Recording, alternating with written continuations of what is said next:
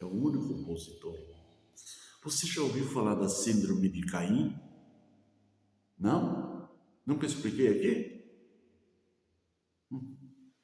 Então agora está na hora. O que é a síndrome de Caim? Em outras palavras, é a sinagoga de Satanás. Deixa eu explicar. O que aconteceu com Caim e Abel? Não foram os dois oferecer sacrifício? Presta atenção, isso é teologia, isso é profundo. Não foram os dois? Um ofereceu uma coisa dos bens da terra, provavelmente não escolheu o melhor, e outro ofereceu da sua agropecuária, um cordeiro, mas escolheu o melhor. Eu sei das tuas obras. O que aconteceu com aquele um? A oferta foi aceita diante de Deus? Isso diz assim, irmão, parafraseando, entende? Mas existe uma concorrência dentro da igreja, dos líderes. Quem tem um ministério, ontem eu estava na igreja e eu encontrei com um irmão de 86 anos e ele me conheceu há uns 40 anos atrás, 45, morou na minha casa, dei a minha casa para ele morar, que ele era um senhor muito pobre, tinha muitos filhos. E ficamos conversando aí uns 10, 15 minutos. E ele disse que um dos filhos dele já é obreiro, uma daquelas crianças que eu apresentei, pastor. Eu me alegrei. Entende? E aquele homem sofreu muito na cidade. Por quê?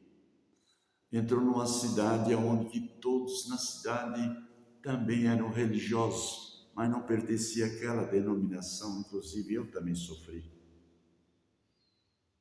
Eles queriam derrubar a igreja, apedrejar a igreja. E nós orando lá dentro da igreja, ia lá uma pedra grande, e se o fogo não fosse forte, aí o irmão saía assim olhando o porteiro, onde veio essa pedra, de onde veio, quem foi? Deixa, irmão, deixa. Outro dia bota uma escada, a igreja era alta, bota uma escada, subir, vai consertar a igreja, seu Valdir. Eu tinha um corpo leve e tinha escada, trabalhava na Celeste naquela época. Aonde nós estávamos residindo?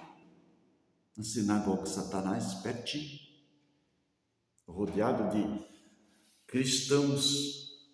Se você é um cristão, irmão, eu já falei aqui uma vez.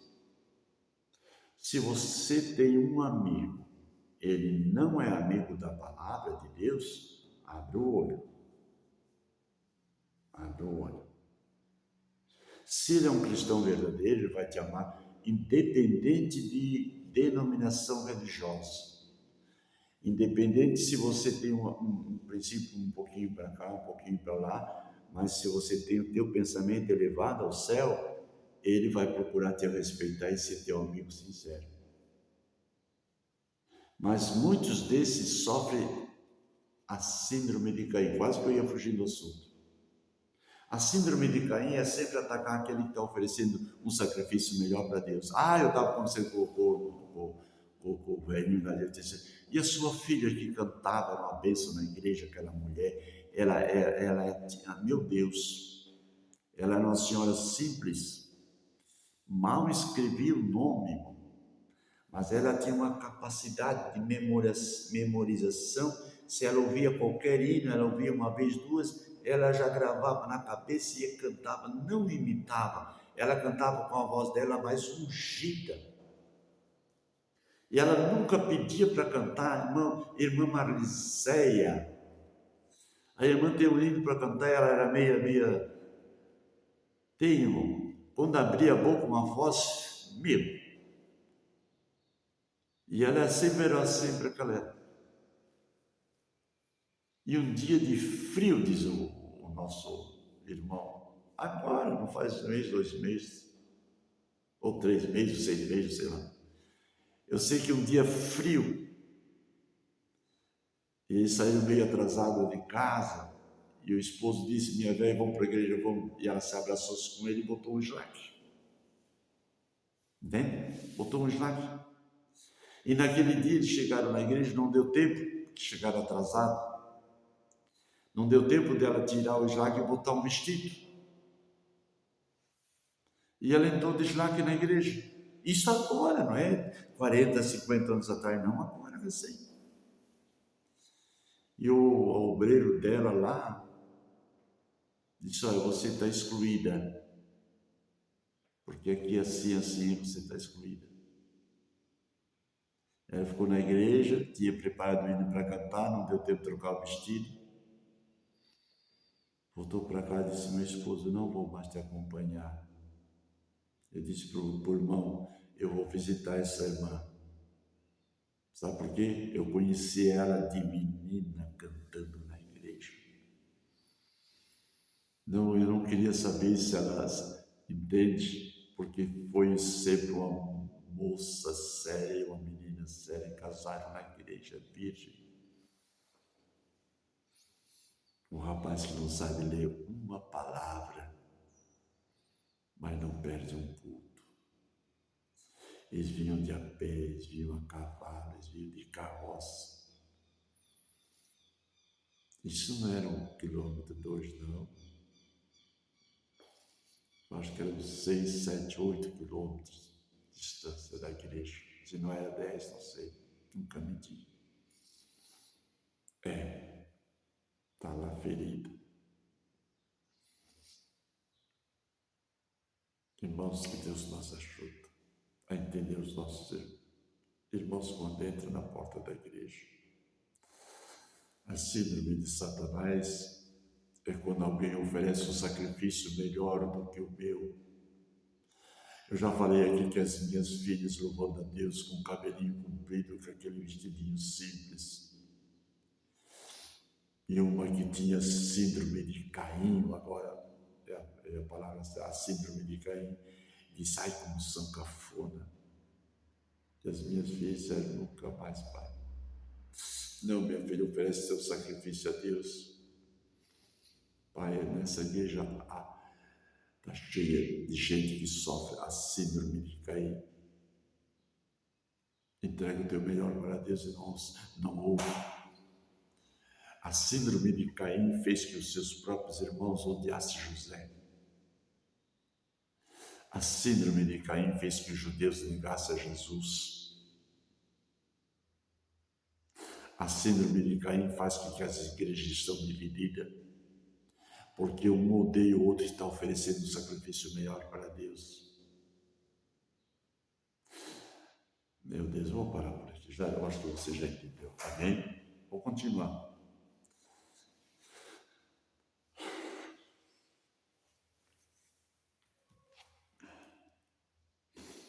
Como guardas a palavra da minha paciência, também eu te guardarei da hora da tentação que há de vir sobre todo o mundo, para tentar os que habitam sobre a face da terra.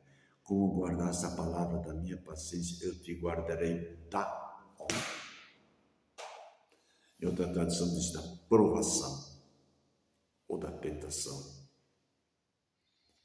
Eu acho que eu vou, não sei se eu fico mas vou tentar explicar as duas. Pai Nosso diz assim, como é que diz o Pai Nosso mesmo? Livrai-nos do mal e não nos deixeis cair em tentação. Não é assim? Né? Livra-nos do mal e não nos deixe cair em tentação.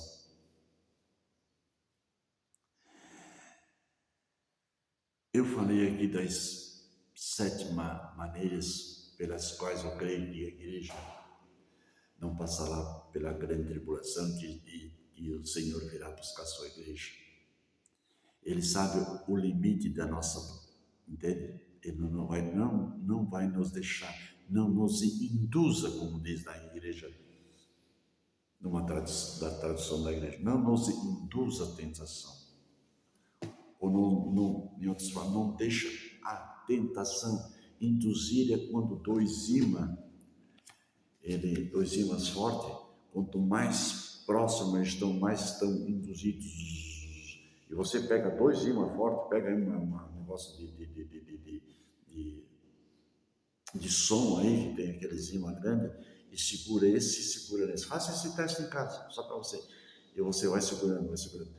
E você vai segurando. E quando ele chega aqui, você não consegue. A indução é tão tremenda que você faz esse teste. Pega um imã, 2 ímãs fortes e depois tenta. Não consegue.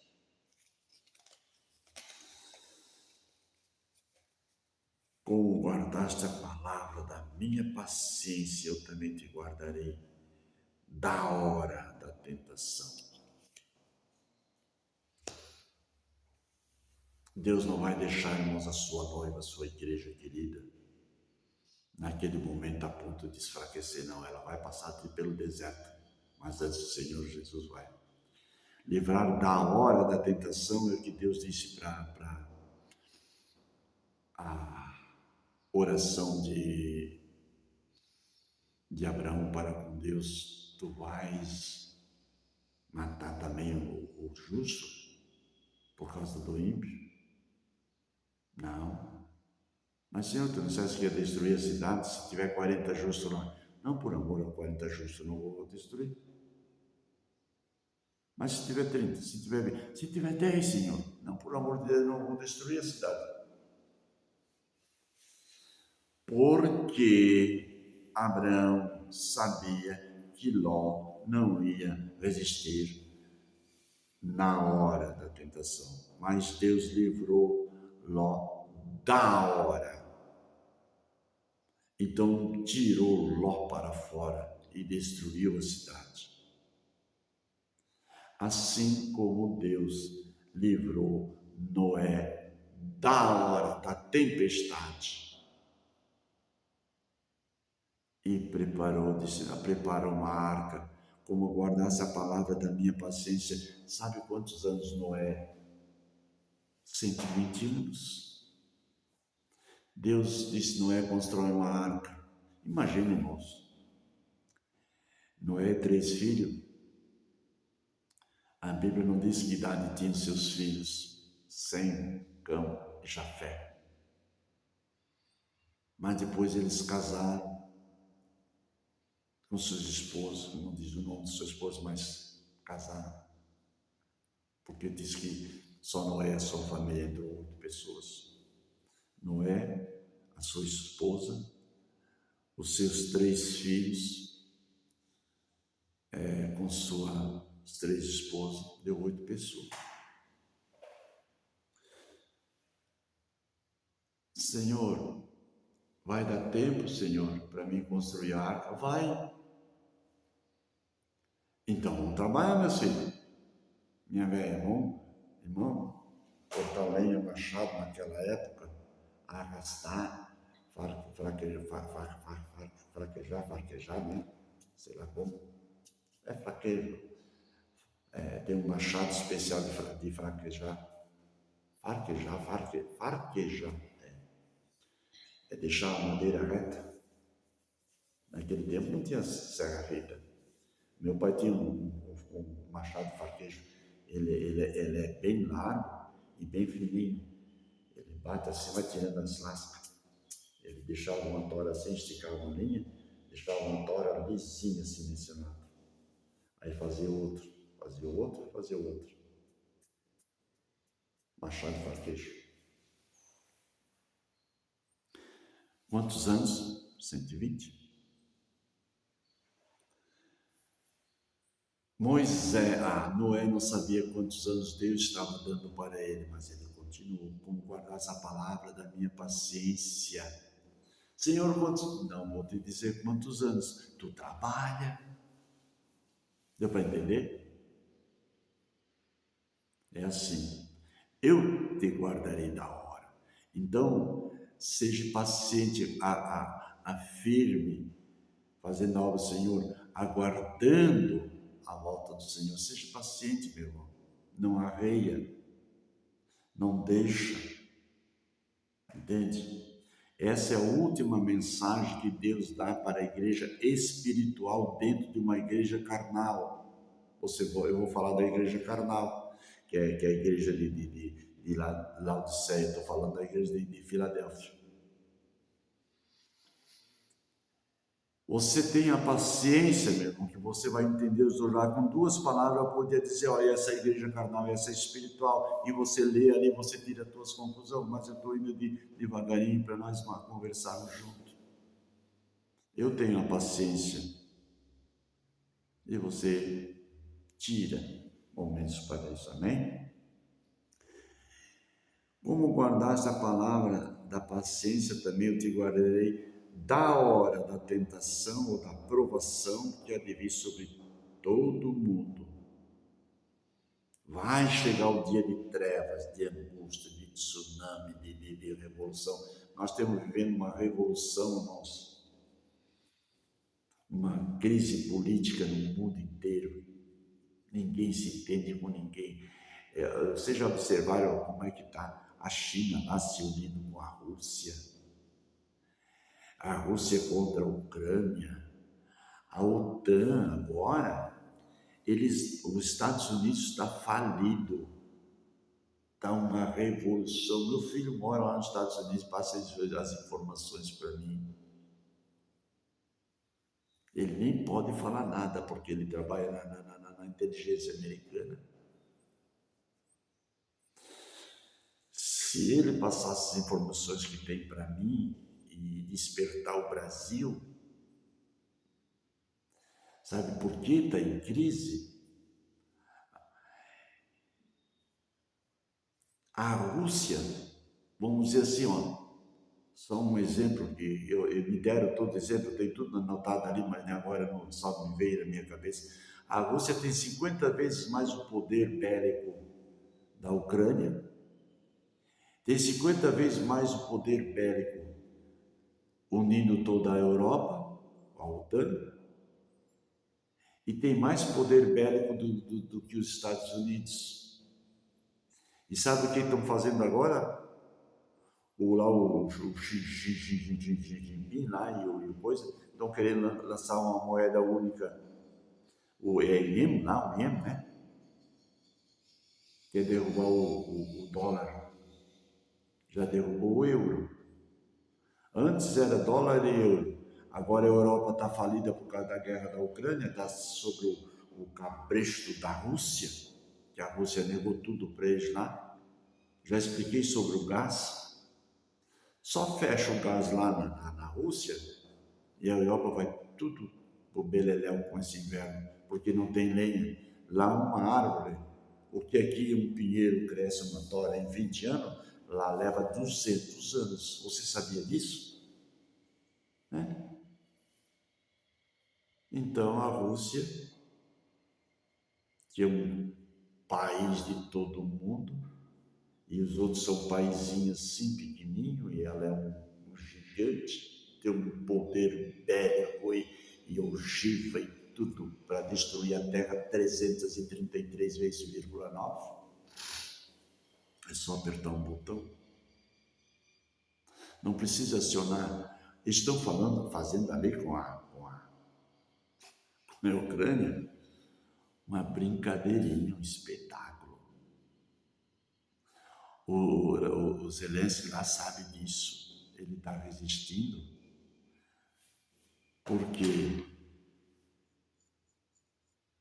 está debaixo das mãos dos Estados Unidos e da OTAN, e a OTAN não quer estar botando o corpo mole e está soltando e soltando aos pouquinhos. E eles querem formar um corredor. A Rússia, um corredor, já destruiu aquela cidade lá que não tem